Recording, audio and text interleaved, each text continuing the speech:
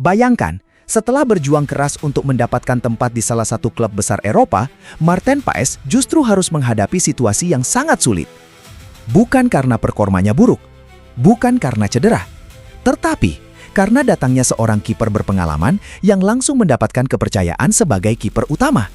Dialah Marc-Andre ter Stegen. Jika situasi ini benar-benar terjadi, Maarten Paes bisa menghadapi musim yang sangat berat di Ajax Amsterdam. Lalu, apakah Paes akan rela hanya menjadi kiper pelapis? Atau justru persaingan ini bisa menjadi momentum terbesar dalam karirnya? Simak sampai akhir, karena nasib Maarten Paes di Ajax bisa menjadi salah satu cerita paling menarik musim ini.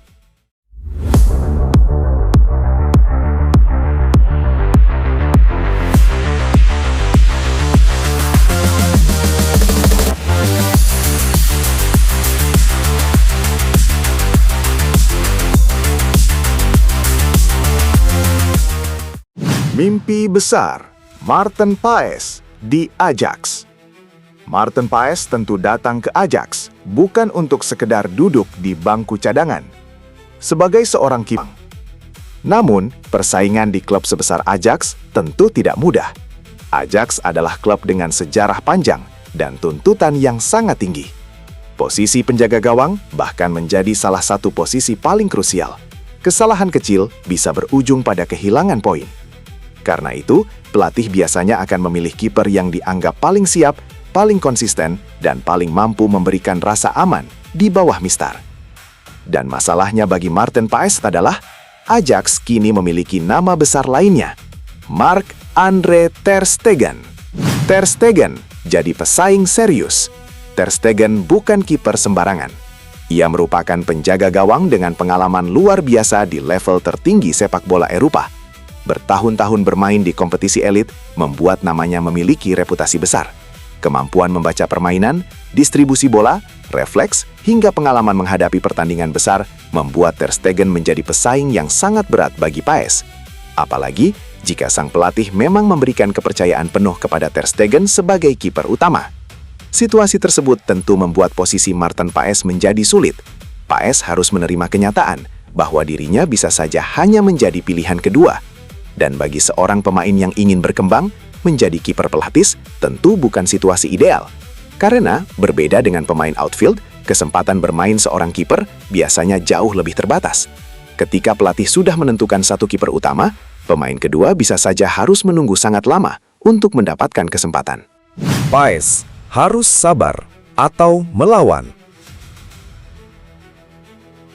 Disinilah mental Maarten Paes benar-benar akan diuji. Ada dua pilihan yang bisa dilakukan. Pertama, Paes menerima perannya sebagai kiper pelapis dan terus bekerja keras dalam latihan. Ia harus menunjukkan bahwa dirinya siap kapanpun mendapatkan kesempatan. Karena dalam sepak bola, situasi bisa berubah dengan sangat cepat. Cedera, penurunan performa, kartu, jadwal pertandingan, bahkan keputusan taktik bisa membuat kiper kedua tiba-tiba mendapatkan kesempatan bermain.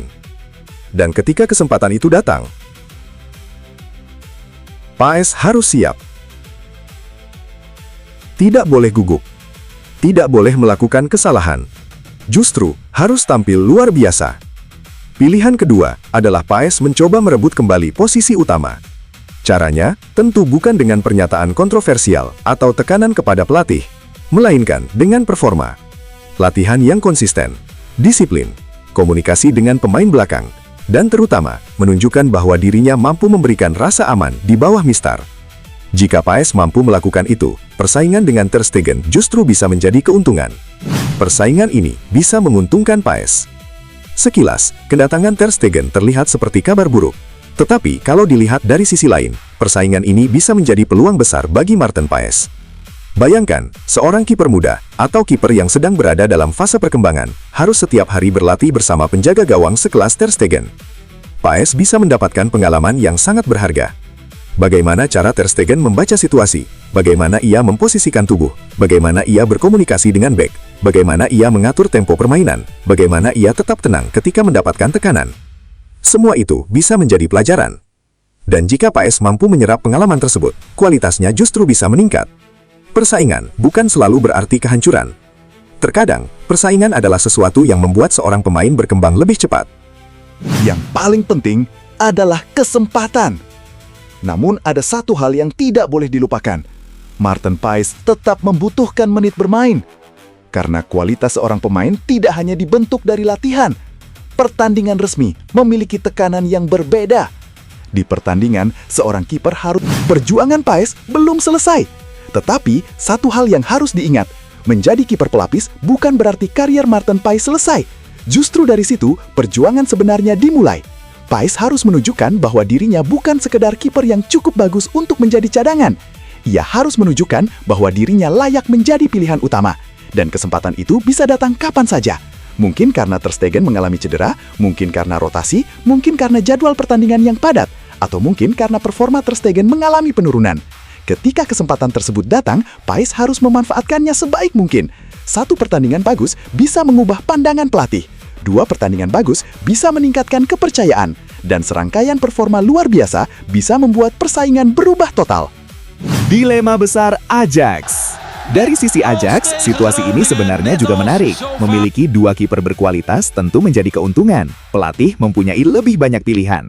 Namun di sisi lain, menjaga dua penjaga gawang berkualitas tetap bahagia bukan pekerjaan mudah. Keduanya tentu ingin bermain, keduanya tentu ingin menjadi nomor satu. Dan ketika salah satunya terus berada di bangku cadangan, rasa frustrasi bisa muncul.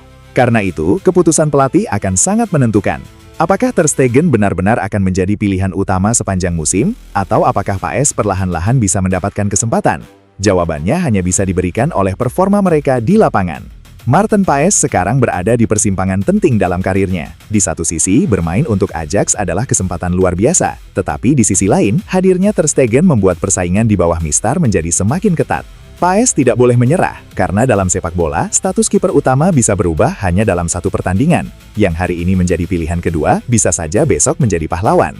Dan mungkin pertarungan antara Maarten Paes dan Ter Stegen bukan tentang siapa yang lebih terkenal, bukan juga tentang siapa yang punya pengalaman lebih banyak, tetapi tentang siapa yang mampu menunjukkan performa terbaik ketika kesempatan datang.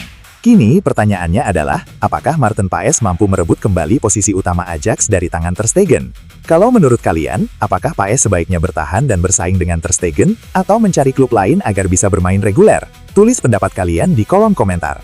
Jangan lupa subscribe Caption Garuda, karena kita akan terus mengikuti perkembangan Maarten Paes dan pemain-pemain timnas Indonesia di Eropa.